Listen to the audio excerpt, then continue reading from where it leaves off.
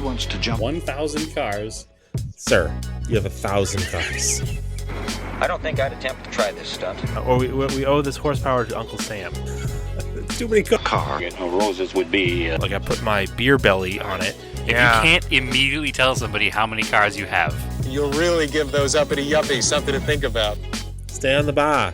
Don't go off the bar with your Bronco. 1980 Volvo horns, what's right? I want to have a man's coolant. And he's like, oh, I thought it'd be small. It's for a small car. And I'm like, yeah, but it's still an automatic transmission. They're never going to be light. It's definitely going to have to crash. Starting off with Brad buying another car. That's the West. Internet. You know, is this a Nigerian oil print? I also wish you drove a Tan Camry. Anyways, Anyway, that's a horrible, very horrible podcast content. very Talking about a picture. inside joke.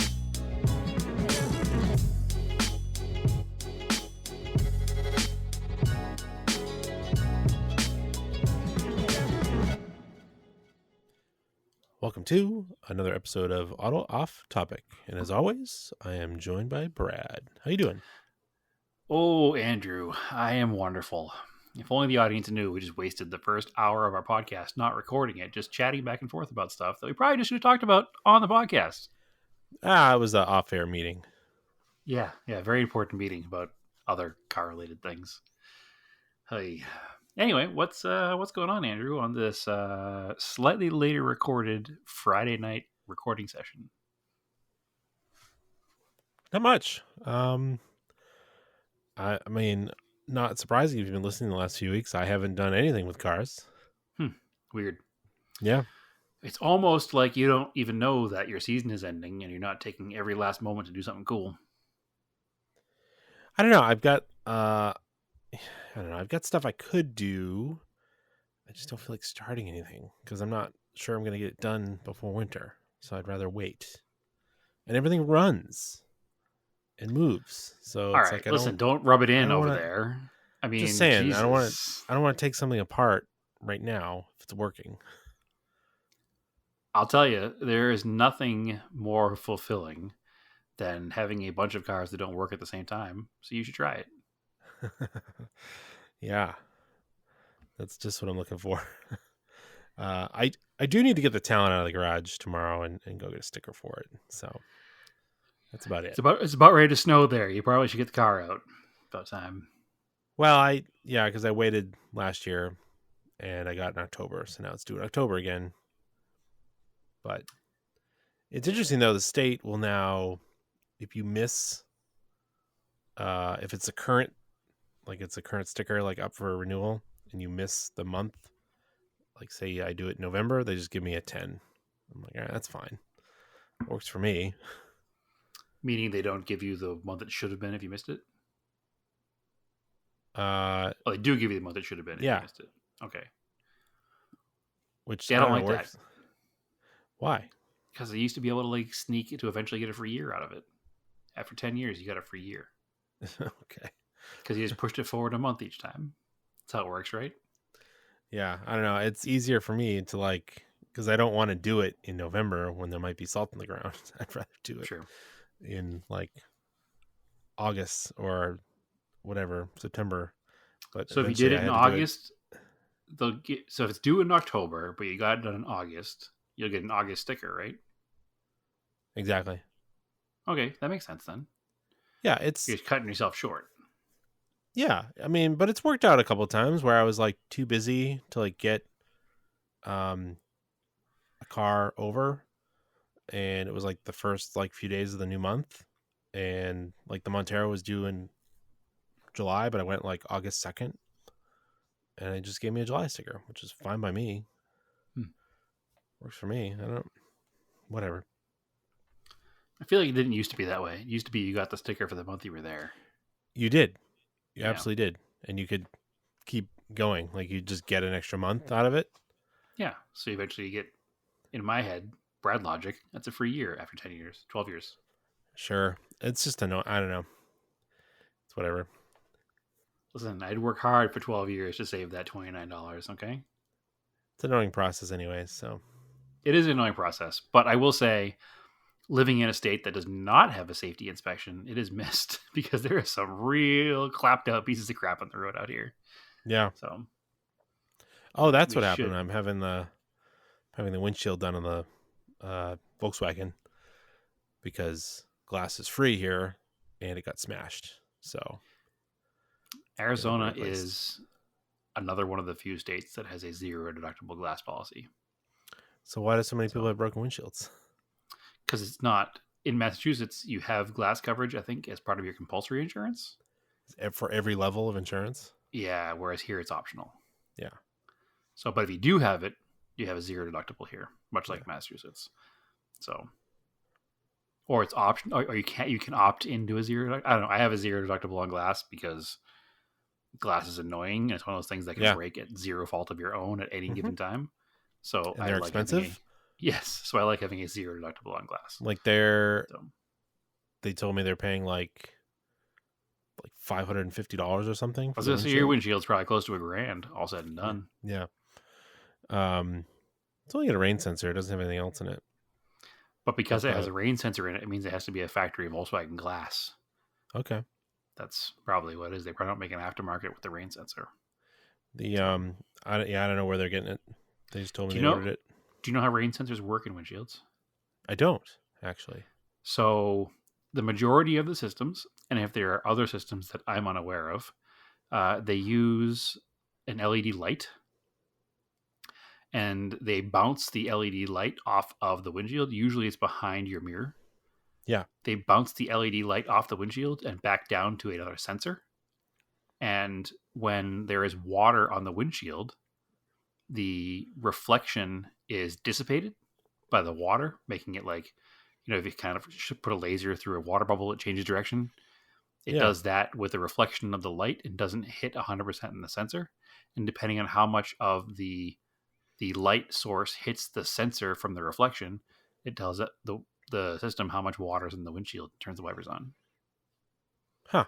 So it breaks the beam almost. Yeah, It's like 007 trying to sneak into a safe. Interesting. So I actually recently learned that. So that's new information to me. I didn't know how they worked. Yep. It's based on reflected light, basically. So yeah, I was pulling on the highway last January, and I had a huge chip, like a huge rock hit it and chipped the windshield, and it was like 10 degrees outside, middle of winter. And I was like, well, it didn't spider, and I was like, well, let's see how long that goes, because it's the middle of winter. I'm not going to replace it like the next day, because it will probably get hit again. Sure. And then this week I was going to work in the same part of the highway, another giant rock hit a different part, and it spidered. So I was like, all right, cool. Get a new windshield. Also, I was just thinking, part of the reason there's probably so many cracked windshields here in Phoenix is that because a large majority of the driving population here is comprised of just trash people that just don't have insurance. Yeah. So it's required to have insurance to drive here, but unlike in Massachusetts or some other states, there's no requirement to prove you have insurance to get a car registered. So it's like required, wink, wink, just don't get caught. So there's a lot of uninsured drivers here. So yeah, not great, but it's why I have uninsured motorist coverage on my cars, because the chance of being hit by an uninsured motorist is pretty high in a place like this. So, well, we do that here too, because we've got states next to us that don't require insurance. So correct. Well, like I said, it is required here, but it's like very not enforced very well. So, and fun fact, this is the first time I've ever had a windshield replaced in one of my cars. That to me is wild. Yeah. For some reason, especially for so long you commuted in and out of Boston too. Like it's wild. I've had pretty good luck, knock wood, with windshields, especially on the older cars, knock wood, because that's one of my biggest fears is a windshield on the Cressida or a windshield on one of the Colts. Like that's not something I can just call up the local glass company and be like, "Give me a windshield." They're a lot more complicated. There are some sources I know of that could help me out, but they're not close and not cheap. So I should have the Talon one replaced, because every time I drive it, I'm like, wow, this is really pitted, and it's got a big scratch in the middle from the wiper blade at some point. My good news is you can still go to your local glass company with an Eclipse. Yeah. Or Talon in this case, because I recently did. I have a new windshield in my Eclipse, which is broken. But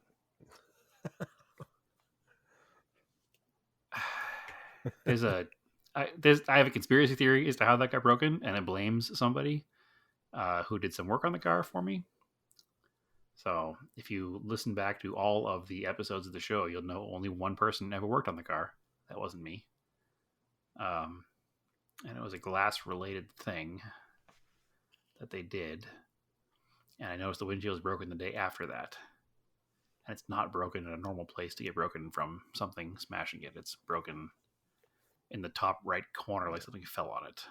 So I didn't notice it in time to prove it was done by the people who did the glass tinting of my car, but that's, I think, what happened.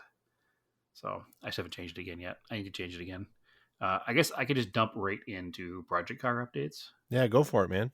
The Eclipse has had one annoying little problem that has been a problem for a while now.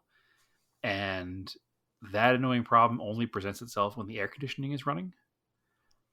So it doesn't idle great with the AC running. So I guess the idle motor in those, the ISC, basically has like a 3-step system in it.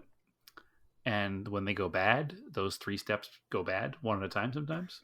It's like 3 resistors, basically, I guess is how it works. And one of them is for like a high idle for when the AC is on. And I think that's where the problem is, because it hunts when the AC is on. It's fine in all other situations. It's fine at cold start. It's fine when it's warmed up. But until you turn the AC on, the car hunts up and down for idle. So this is going to be a bit of an anticlimactic project car update, because I did buy the part. I put it in the car last night, and then the battery was dead. So I charged the battery on the trickle charger and went out to it after I'd been on the trickle charger for a few hours, and the battery had corroded the trickle charger connectors within a few hours. Weird. Probably not good. And I said, well, this isn't good. And it had only charged it to like nothing, so it didn't actually charge it. So I pulled the battery out, and I realized that it was actually leaking battery acid. The battery was cracked where the negative terminal goes in, and it looks like it had expanded at some point. So maybe when I was charging it, it expanded, and that's when it corroded the connectors. And when it expanded, it cracked the case. So as I lifted it out of the car, it dumped battery acid everywhere. So that's not supposed to happen on a sealed battery. So I actually, just before podcast, went and got a battery for the car and gave them my leaky, terrible core to ship out to California to throw in the ocean, which is what I assume they do with them. Because I don't know what else to do with them here in Arizona. We don't have ocean to throw them in. So Throw them in the Grand Canyon. that's a valid point. Fill it right up. Yeah, no problem at all. So, we got a big hole in the ground. Might as well fill it with batteries. And there's water at the bottom, so it checks out. Yeah. Anyway, so I just got the battery. I was hoping to have it in the car and have the car started and prove that everything is right before we record a podcast. But it turns out that I cannot clamp the connectors tight enough on the new battery to make it work. So You get those little spacers. I'm going to need to get the little things that go over the top. Yeah. Believe it or not, the Eclipse still has the original battery terminals on it. Oh. So, yeah, they're not in great shape, but I think they'll last another couple of battery cycles at least. So, I don't want to change them because I like... All the ones you can buy in the store are just trash. Nothing that like AutoZone or O'Reilly's sells is any good. So you have to order like stuff online, and that's a whole thing. I just want to make them work, so I'm just going to buy those little... it's like a sleeve that goes on the battery terminal just to make it a little bit bigger. So as soon as we're done recording podcast, I mean, the battery came with plastic caps, and you just put the terminals over that. That'll work, actually. No. So the podcast is over, I will head myself down to the 24-hour AutoZone, and I'll pick up a set. It's so weird. Yeah, it's the best thing ever. I wish So it wasn't strange. an AutoZone. I wish it was like an O'Reilly's, but hey, beggars can't be choosers, right?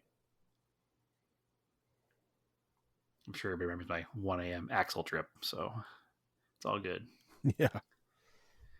Anyway, yeah, that's my Project Car updates. I haven't done much else. Oh, I did. That's a lie. 100% a lie. Mercor. Do Yeah. you remember the issues with the Mercor? There was the Oh, do I? yeah. Well, one of the main ones is the weird boost creep. Like sometimes it boosts, sometimes it doesn't. I was talking to a Turbo Ford friend, Mike Croak. I think you've met Mike at Radwood. Mhm. He's a Turbo Ford guy. He's got a Capri RS and a Ford EXP Turbo, which is a dumb rare car, and a couple of SVT or SVO, right? The SVO. Fox body? Yeah, SVO. SVO. A couple of SVO Mustangs. So he knows Turbo Fords pretty much inside and out. And he took one look under there and the hood, and he said, you shouldn't have this manual boost controller here. He said it should go straight from the turbo to the wastegate with nothing in between. I was like, okay, that sounds weird. He said, well, the wastegate should release at the correct PSI. He's like, they're very, very rudimentary system. He's like, introducing a manual boost controller with the factory wastegate is only going to allow you to put less boost through it, not more. All right. So, like, from the manifold right to the wastegate. Yep. So directly from one to the other. So I was like, all right. He goes, I'm willing to bet that part of your problem is you have a manual boost controller on this car that's either set too low or isn't doing anything because it's like an eBay style or who knows. He's like, get rid of that altogether. So I did. I just unplugged it from both ends and then went straight from the manifold down to the wastegate. Car runs better. It doesn't seem to want to boost in first gear, like higher in the rev range. But once the car is rolling, it boosts great. So I don't know if I'm just feeling something different or wrong and it's just fine. But everything seems to be fine other than like first gear, the car seems to fall on its face and it accelerates much harder in second and third. So a minor improvement, but not fixed. So I don't know, but it's one more step closer to something, I guess. I mean, it's more drivable now because before sometimes I'd get in a second gear and the car would just fall flat in its face and I'd be like sitting still in traffic trying to go somewhere. Cars coming up behind me pretty quick, but it doesn't do that anymore. So I guess the manual boost controller wasn't doing anything, or it was hindering more than helping because the factory wastegate is just set to 10 pounds, I guess. So That makes sense. yeah. Yep. So slight improvement. I won't say it's fixed, but slight improvement. So move on to the next thing, which is I want to pull the injectors and clean them and make sure that's because it's in first gear hard on the throttle. You're expecting a lot of fuel, right? So maybe I'm just not getting enough fuel. I don't know. That's the next step. But anyway, so that's where the Mercor is. I've driven it a couple more times. We went out and grabbed. I won't say we grabbed dinner. We went down and grabbed a quick bite to eat in it the other day, and it ran great to and from dinner. So interesting. That's it for me for Project Car updates. Haven't done anything else. So I did go to some event. Talked about Radwood already, right? I think I did. Yeah. Yeah, it was Shakedown Saturday last Saturday, so I went there. So that was a That was a good time. That's the 4 till 4 third Saturdays. To talk to a bunch of people down there and chatted about some of the projects in the backyard and making some plans, making some moves. So Big things coming. I don't want to say that, but things coming. Some things are coming. Some things will happen faster than others. I did realize why I couldn't find my Cressida repair manuals. So Okay. apparently I loaned them to my friend Christian, and he still has them. So Oh. blaming him for the 81 Cressida not running. So he's going Well, to. he should come help you get it running. That was the deal. He's the Cressida Whisperer now, so he actually has a beautiful. He's got 4 Cressidas currently, but he just finished a beautiful 85 wagon that he bought with a bad motor, and he built a good 5M for it, and he restored it all back to stock, like to the point where like he did almost like a concourse style restoration of the hood, like stuff that would have been like wrinkle finished is wrinkle finished, stuff that would have been plated is plated. The car is gorgeous. In fact, it's so nice that it's going to be the subject of a future Hemmings article. So Nice. yeah, super nice car. But now that he's the Cressida Whisperer, and he has had my book for a long time, his punishment is he has to come over and help me get the car running. So, or maybe just I'll sell it to him. Who knows? One or the other. That Either would way. also work. Either way, it'll be fixed in my life. So that is the next step in the driveway, is to work on that. Here's what you do. Have him come over, get it running, and then it costs more to sell it to him. Well, of course, but if I get it 'Cause it's running, I don't want to sell it anymore. The whole point is to drive the car. If I get it running, I want to drive the car. It is what it is. Anyway, I've been having, I don't want to steal a word from a different podcast, so I won't use the actual phrase, but they were talking about the similar thing, and I'm feeling a little overwhelmed lately, Andrew, and that's possibly due to just the amount of things. And it's like we're getting into, you guys are getting into winter season there. We're getting into car season here because it stops being 100 degrees outside. Like it's been in the 60s overnight and in the 60s in the morning and, highs in the 80s. It's been nice here. And I'm just a little overwhelmed already because there's so much to do. And I just need to make it less to do. It's probably the true answer here, is just dedicate myself to a few things instead of cut my head off running around trying to do 1,000 things. So it's been a weird beginning of the season for me, and mentally I'm not handling it well. So some changes need to happen. So I think some projects are going to disappear, basically, is what I'm saying. And I just need to make them disappear before I change my mind again. So it's kind of where I'm at. You gotta edit some out. Yeah. The problem is all the ones I'm willing to edit out are the ones that run the best. So what a dummy. But it's all right. I'll make it work. I think the last straw was I went to move the Eclipse and the battery was dead, and I had to push it to get cars out for Radwood, and I was just like, ugh. And then I charged the battery, I thought, and I went to get the Corolla back out because the Corolla is stuffed in the back because I want to drive it, and the Eclipse is dead, and I was here by myself, and that car's not light to move by yourself, so I just wound up leaving it there and not driving either car.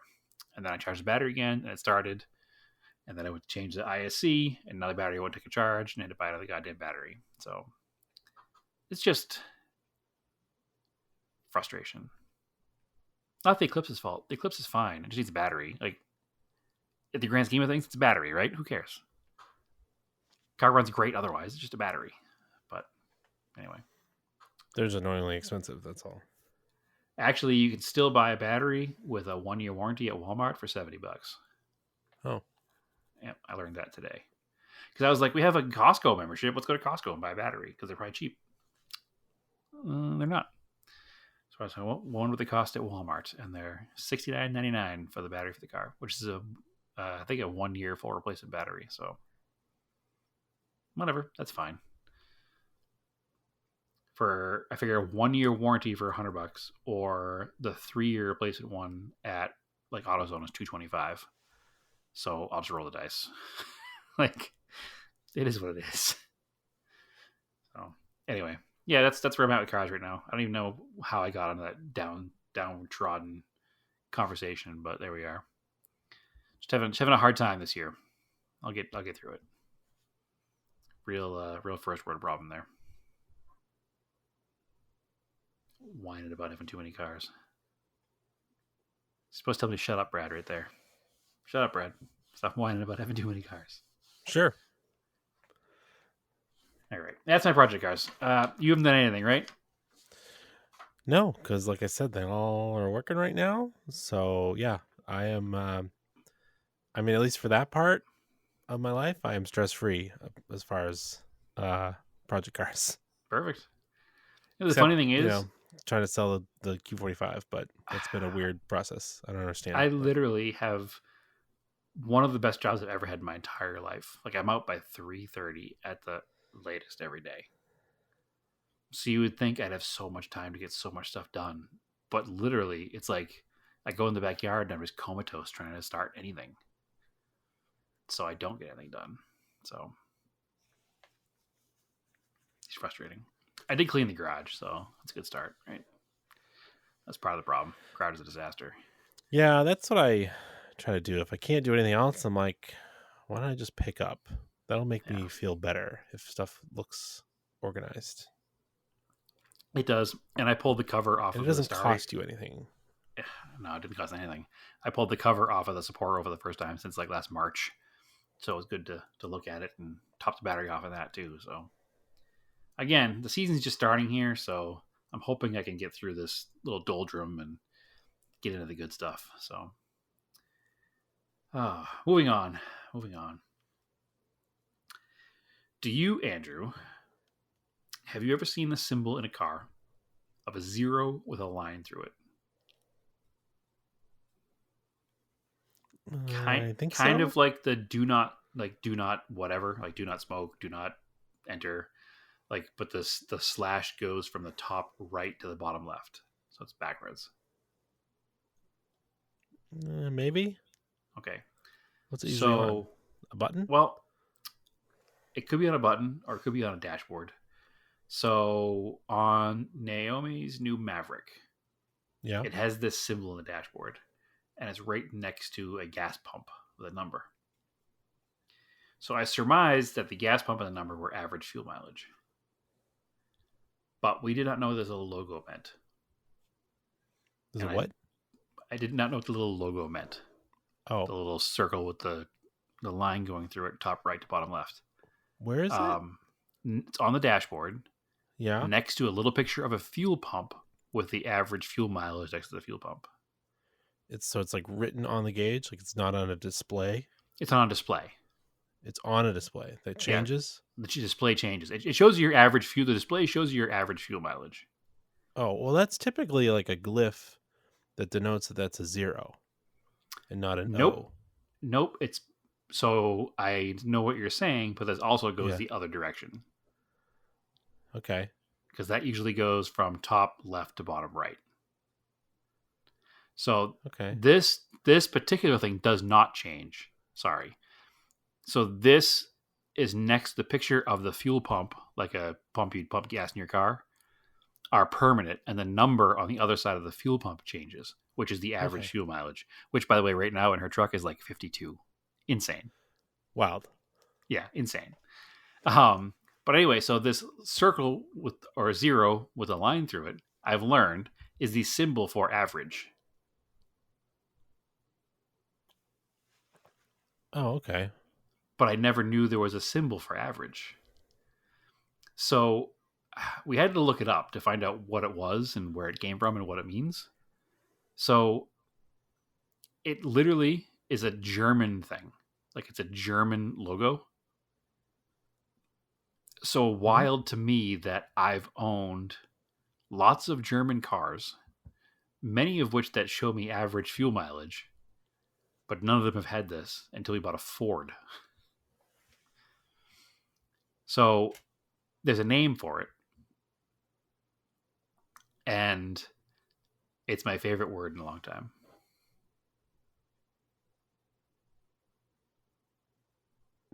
Okay. The German word for this circle with the line through it is Durchschnitt. Durchschnitt. Durchschnitt. Which I guess directly translates in German to average. So, in fact, looking it up, it says the /0 is an alternate glyph for the 0 character, but its slash does not extend outside the ellipse, except in handwriting, whereas this extends outside the ellipse. Okay. So anyway, just a random fun car fact. I looked up other cars that it is on. It is on some German cars. I guess Mercedes uses it. It seemed wild to me that Ford used it on their dashboard, and they don't reference it anywhere in the owner's manual. And at no point does it say average. You just have to know the emblem means average. So that other symbol that denotes between a 0 and an O will often show up in VINs. correct. Because there are no O's in VINs. There are not. No. But like some people don't know that. Yeah, VINs are very specific. There's a legend to them that if you know how to read it, certainly can help you denote most cars in a quick glance. And I only learned that recently, the symbol, because I was working on some stuff for work, and I was like, well, in this code name we're trying to come up with, our word uses an O, and also we're trying to use numbers. So it's like, how can we show that this is definitely a 0 and not an O? Well, I've always known it just because working in the industry, I had to write down VIN numbers a lot, and I've always put the slash through it just to make sure. Or if I'm writing somebody's email down, I do a lot of handwriting of emails from people, like going to different shops and stuff. I've always written it that way myself, so I know what it is, because some people's email addresses are absolutely wild still in 2023. So it's not, TSI 350. Yeah, it's TSI 350. Exactly. I don't do it there. But it's also not my email, so I've never had to use it that way. But there are some people still in this year of our Lord 2023, Andrew, that still have emails that are like, oh my God, like, what was... You should change your username to phonetically spelled to mess with people. TEES. Well, I don't know. That'd be really just hard. Just do like T, like ESS. If I'm gonna change my username after all these years, I'm just gonna make it Brad. So I've become That's more definitely boring. not taken. I've become more boring. No, I'd have to do like auto off topic Brad or something, or AOT Brad, just because. Yeah, it's 100 years old now. In fact, it's funny. There was a going around Instagram today. In the stories they have that, like, they ask a question and then everybody puts their thing in, like, want to be like front shots only, and you put your picture of your car and you forward it with a little picture in it. Well, today's it was show me you're an OG of the Volkswagen Vortex, and it was people showing a screenshot of their username and the day they joined the Vortex. And most of the people were from 03, 04, 05 are the OGs of the Vortex. So I logged out of mine and I was like, when did I make this username? And it was November of 05 was when I joined Volkswagen Vortex with that name. So I think I had used it, but prior to that, because there had been a purge of Vortex that happened before 05. And I definitely had a Volkswagen before 05. So I think that there's an earlier date too that data got lost. I think it probably is like 2000. But because I had a Volkswagen in 03, and I bought the NSU in must have been before 05. I don't know, maybe it was 05. Who knows? NSU? Yeah, could have been No, it was 05. like 2008. No way. Yes, Was that late? might have been I 07 guess. or 08. Yeah, you're right. Never mind. I was definitely with my wife, so Yep, you're right. I was trying to think of where I was working at the time, and you're right. It was just before I bought my house in Georgetown, Mass. So, okay, fine. You win that one. You win that one, Andrew. But I did have a Volkswagen in like 04, right? That's why I had the GTI. So I was part of the Vortex then, and I was part of the Vortex even before then, because I'm sure you remember that little GTI that I had that never drove. Yep. So that was even before that. That was like 02. So anyway, regardless, I'm not changing my username. How the hell did we get that far off topic? That's what we do. That's what we It's do. in the name. So anyway, Durchschnitt. So next time somebody wants the average of something, give them the Durchschnitt. Okay. And now you have a fact. So you've learned 2 facts. You've learned how rain sensing wipers work, and you've learned how to denote average in German tonight. So Excellent. I'm just here educating the masses. That's The what more you my know. job is today. The more you know. I have one more rant tonight if you want to get off on another topic. Yeah, and I want to talk about Forza a little bit. So why don't you go Okay. first? It's just a quick one. It's directly related to something we were talking about the other day on our Discord. You had brought up taking left-hand turns across wide intersections. Oh, okay. The one you brought up was across in Boston, across the trolley tracks, Yep. about not crossing the center. It's hard to explain without visual cues, but basically not crossing the stream of traffic for both people making left turns across a wide center section. So you Yeah. pass each other's cars on the wrong side. Yes, but this is the way you do it. I've changed my answer to agree with you. So when you come to an intersection, Yeah. and there's a lane coming in each direction, and Right. both of you have an option to make a left-hand turn across the Right. train tracks, which are going Yeah. in the same direction as you. Yeah. You take a tight left. You don't go all the way out and around, so you don't have to cross your cars in front of each other. No, that doesn't make any sense. Correct. Because if you had a line of traffic, it would just jam. Correct. So you are correct. But what brought up to me today is slightly unrelated, but I was driving my car and I needed to make a left-hand turn across 2 lanes of traffic coming the opposite direction. Yep. And the street I was on here in Phoenix, so as of all streets, has a center turning lane. Right. So I'm in the center turning lane waiting for a opportunity to make my left. I don't have a light. I don't have anything at all. I'm just waiting for an opening to make my left. There's cars coming in both lanes, opposite direction of my travel, going straight. It's a busy street. It's Camelback Road, for those who know the area here. Very busy street. It's all car dealerships. For those of you who are listening from the Boston area, it's very similar to 114 in Danvers. It's almost exactly the same, actually. It's 2 lanes in either direction with a center turning lane. So I'm in the center turning lane, looking to turn, and a person in their left lane heading towards me stops to let me go. Yeah. Don't ever do that. No. Don't do that. I can't go. Because there are cars on your right that are passing you at 40 plus miles an hour. Yeah.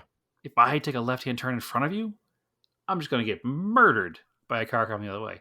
Not only that, but every car that's behind you when you stop randomly in the middle of the block on your street is now going to go around you on the right and all going to smash into me as well. There's no way to control that situation. Don't do that. Period. Ever. Again, don't do that. I hope that person's listening right now. They're driving a blue Kia Forte. Don't do that again. I appreciate the sentiment of somebody trying to stop, but Time you and have the place. right of way. Just keep going. Yeah, time and a place. Yeah. Just keep going. Like if You're it was not helping. If all of that traffic was backed up, bumper to bumper, and they stopped to make space for you, okay. As long as the other side also could Both move. lanes. Both lanes are bumper to lanes have bumper. to be stopped. That's a different scenario. When there's no traffic, it's just cars driving at 40. Yeah. The speed limit's 40 miles an hour. So Yeah. some of these cars are doing damn near 60. Like, you are going to murder me if I try to make this turn. I can't do it. Just go. And then I sit there trying to tell them to go, and they're just flashing their high beams at me like I'm the idiot. Like, stop this, please. I can't go. So anyway, that's just a rant that I had today. I was very irritated and not in a good mood about it. The only place, there's one intersection I drive through in Cambridge. It's a four-way intersection, but the two cross lanes are offset by probably a street width. Okay. So when people are trying to make that left, they have to do the left where they make a left at someone's rear bumper while they're making a left at your rear bumper. That's a weird intersection. That's you the only described place where that probably to a T, and I had no idea what you meant. So I'm sure nobody else does either. No. So when you're making a normal left turn and another, say it's for simplicity's sake here, it's a 2-lane road of opposing traffic. So 1 lane on each side. And we're coming up to a 4-way intersection. You're coming from the other side. You've got your left turn signal on, and I've got my left turn signal on, and we get to the intersection. Do we pass each other on the driver's side and turn at our rear bumpers? Or do we turn before we meet each other? Before we pass meet each other. on our yes. passenger sides. Yes. Like, that's the more natural move. Yes. That's the correct way. You're not trying to intertwine. Yeah, no, don't intertwine. No crossing of the snakes. So that's the way this intersection is in Cambridge. The two cross streets are offset. Okay. So they're not directly across from each other. So you have to do that. You have to do that. And it's very awkward. It causes a jam all the time. I can imagine that's terrible. Yeah, it's not good. Yeah. But the way people were describing this, it was a question that happened on Reddit. Somebody was like, how do you take this intersection? There's 2 possible ways. It's like, well, there really isn't. There is 2 possible ways, but there's only one correct way. Yeah. Yeah. Because people had it very, very wrong. That staying on the wrong side of each other is the correct way. That's the way it is everywhere. Feels wrong to say it, but to go out and actually do it. I think it feels even more crazy when I'm out in Phoenix and it's one of those massive intersections and you have to do those crosses, and it's like, it just like you go out into the open. Like it feels you're out in the middle of the intersection, you're making a left, and then a car is coming at you from the other way, and they go on the opposite side. Like that feels even crazier. But that's the way it's done. Generally happens like off of interstates.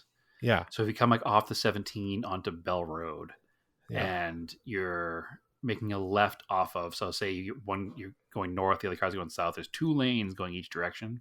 Yeah. And they're both making lefts towards each other and passing on what would be the left side of each other. Yeah. It's bizarre. And you're right. It felt very awkward when I first moved here. And the first couple times I saw that, I was like, I'm going to get smashed into head on. They're so big. Yeah. The even odder one to that is if you're in the left lane making the left turn, but instead of making the left turn, you actually got to make a U-turn to get back on the highway in the opposite direction. As you're turning left, you continue to turn left, and you're heading towards the cars that are coming towards you on the cross street now. And that's even weirder. Yeah. Like you literally wind up perpendicular with. So if you're going north and you're wanting to get on the back on the southbound highway, you make the left off the highway, and you're facing oncoming westward traffic on the cross street for a few seconds as you're making that turn. And it's like, this feels weird. I'm going to wind up crashing. I don't think this is a good idea. Yeah. So the weirdest part of in Boston, what they're talking about, it's on Comm Ave where the green line runs down the middle, or sort of the middle of the street. It's a super wide street.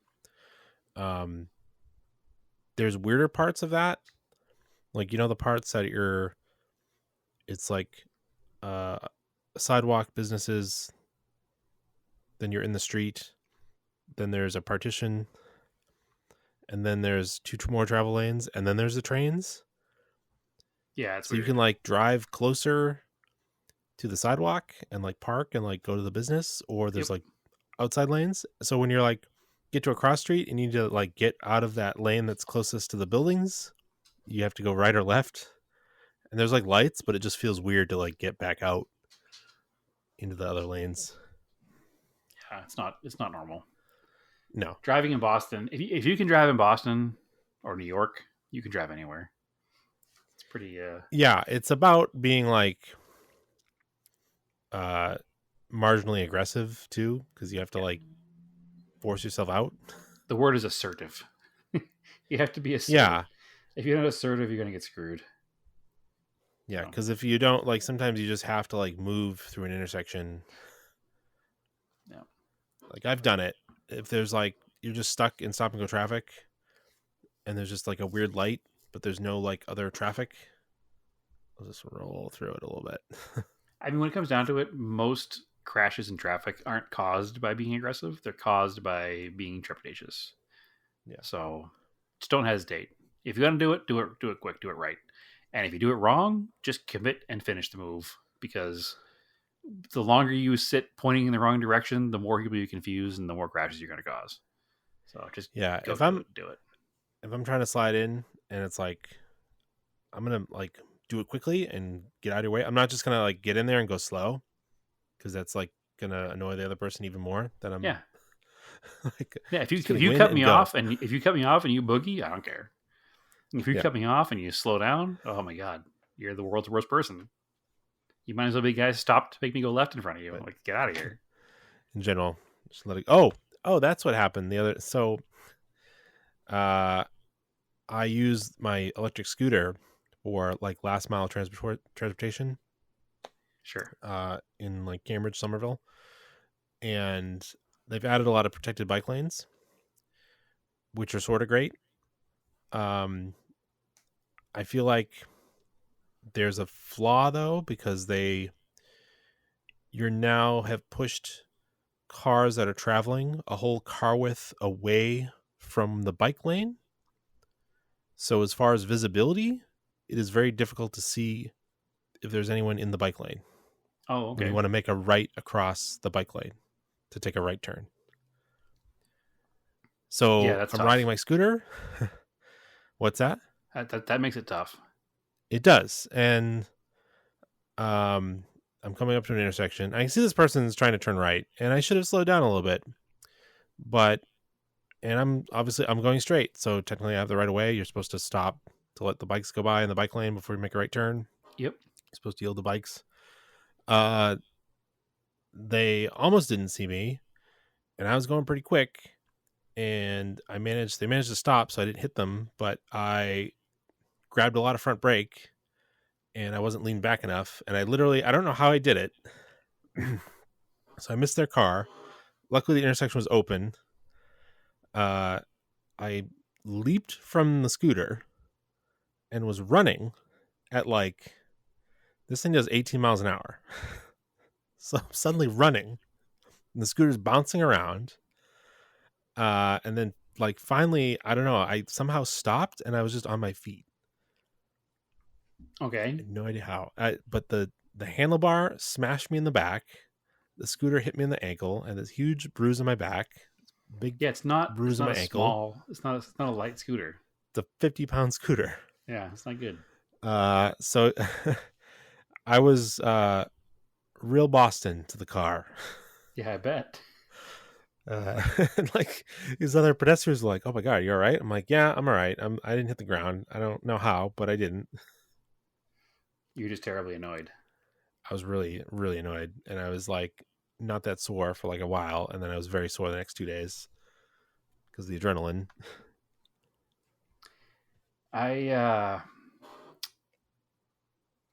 There's a where am I going with this? There's a ad campaign here about taking a right hand turn.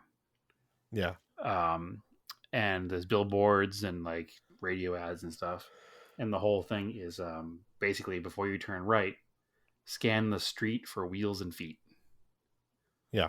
Because that's one of the largest accidents here is pedestrians getting hit by cars who are making a right-hand turn. Because when the car has the right of way at the green light, the pedestrian walking that direction also has the walk light. yes. So it's of the car's responsibility to make sure nobody is crossing in that crosswalk before they go right. So that's the way it is in Cambridge. They've actually made right on reds illegal in Cambridge. Okay. But yeah, it's just Damn communists. again, it's I mean, I really try to look, but like, I don't know, car mirrors got big because they were blind spots, but now they've Sure. gotten small again for aerodynamics. Okay. Uh, Yeah, you're right. and like A the mirrors in the haven't Golf gotten are any not. smaller. Yeah, the mirrors in the Golf aren't super big, and I'm always trying to look, but like I said, I like the idea of the protected bike lane because you keep a car from drifting over into the bike lane. But again, think about how your mirrors work. You really only see a car lane over. So if there's a lane of cars parked, that's all I'm seeing. I can't see the bike lane. I feel like this was a design oversight here. Yeah, it feels like it. Interesting. But anyway, I don't know. Anyway, that's my rant. That started from the left-hand turn, but that's where we're at. Yeah. So careful making rights, careful making lefts. Just be careful out there. Yeah. That's all I ask. All right. Fun stuff. Forza. Forza. I think it came out. Well, I had early access because I bought the pre-order. It was like October 5th or something. I played it a little bit. The controller it was okay. I was like, yeah, I'm not super impressed with this. Kind of annoying. I was like, oh, let me set up my steering wheel because let me see how it is. So a few days go by, I set it up. I started playing again. It plays really well with the steering wheel. I had to So the like opposite of Forza 7. Yeah, I had to set up. The only thing I did was I took out, I increased the dead zone on the brake pedal because it was like, I was just like touching them, like barely touching it, and the brakes were locking up. So just trying to give myself a little more of a realistic brake pedal. Okay. Which, the pedal setups aren't perfect. They're not like a hydraulic car. No. So trying to They adjust work, it a little but- bit. Yeah. And we don't have the $10,000 setups they have. No, I don't. The hydraulic simulator in them and whatnot. Yeah. But yeah, I've been playing it. I started with like an Integra Type R, like a 2000. Drives like a really great front wheel drive car, like the way it should. I can run at Lime Rock like a 1 minute, 3 second lap, which feels right. Yeah, it feels right for a no consequences lap around Lime Rock in a Yeah. 200 horse front wheel drive car. And it's like I don't know, the game, they definitely upgraded the physics and the engine that it's running on, and that all feels really good. The cars feel like, or at least like, I should say the car selection feels like the same. Like it feels like they haven't really increased it since like Forza 3. It's weird. I don't know how to describe it. I think the problem there is they have increased it significantly. But they've increased it with cars you don't give a shit about. That's possible. Yeah, I think there's 40,000 new supercars, but you want Yeah. more Integra Type Rs, but there is not a use case to them to add more Integras and Volvos and Starions and that kind of thing. They've hit the popular ones, and once it goes beyond the popular ones, what are you gonna have? I haven't played the game yet. I did just get a new Xbox thanks to lovely Naomi. I can't thank her enough for that. So I can get the game. But I've only played Forza Horizon came with my new Xbox, which isn't the same game, obviously. But I noticed that most of the cars in the game are supercars, race cars, cars that are like the fantasy car of the average gamer, I guess. That said, I did notice a few additions that were not in Forza 7. There's a first gen Celica. I don't know if that made it over to Forza Motorsports. I don't think so. There's a Volkswagen Rabbit pickup diesel, which is cool. There was a Lamborghini Espada, which was not a Forza Motorsport 7 car. So there's a few that I noticed, at least in the Horizon game there. I haven't played Motorsport yet. I haven't picked it up yet. I need to pick it up, but that was part of our conversation before Well- the show. I haven't picked it up yet. It's like, all right, I know Mitsubishi's aren't the most popular, but it's like the same cars. Yep. They've got the 6, 8, 9, 10 Evos. Mm-hmm. No early Evos. They've got a second gen Eclipse. It's a weird Um, second gen too. It's like a Yeah, sort the- of like the combination mid-year refresh. 2GA, 2GB kind of combo. Yeah, it's not, and then that dates back to like the original Forza. Yes, it does. And that's it. No Starion. Oh, it was Is there Glant Fair Gallant? 4. Okay. That's it. The Starion's not in the game? Nope. That's frustrating. The Starion is in Horizon. Yeah, it's weird, right? And then like Volkswagens. All right, so there's like Mark 7.5 R32s, but like no GTI. Like, I don't know, just put the new, like, you'd think the new GTI would be in there. Yeah. I don't even think there's like, I don't even think it has Mark 8 GTIs. Honestly, Andrew, as time goes on, I think there's going to be less and less of the stuff that we're looking for in these games. We hit a real sweet spot with Motorsport 7, I think, and then I guess, but I mean, don't people still want like the normal cars that they drive all the time I'd for like a to think so, motorsports game? but who knows? I'm fine with all like the touring car, like that's cool. Like they've got all the like all the IMSA like touring car challenge cars in here. All the A 90s lot stuff. of the you new mean? ones. That's cool. Oh, new ones? What? Is it 90s Yeah, stuff or like new the- ones? No, the new ones, like the Hondas and stuff, and the Hyundais, Yeah. and the like the TCR cars. Like that's cool. Sure. But I don't know. Yeah, and then like they've got some of the new GTP prototype cars. Like the cover car in the game is the Cadillac. Yep. Yeah, Yeah, I don't care about man. those cars, though. I never have. Yeah, they're fun to play in the game though. I'd live without them, though. But again, I think that I don't know that we are the demographic anymore. You know, we're casual. We're not like way into it.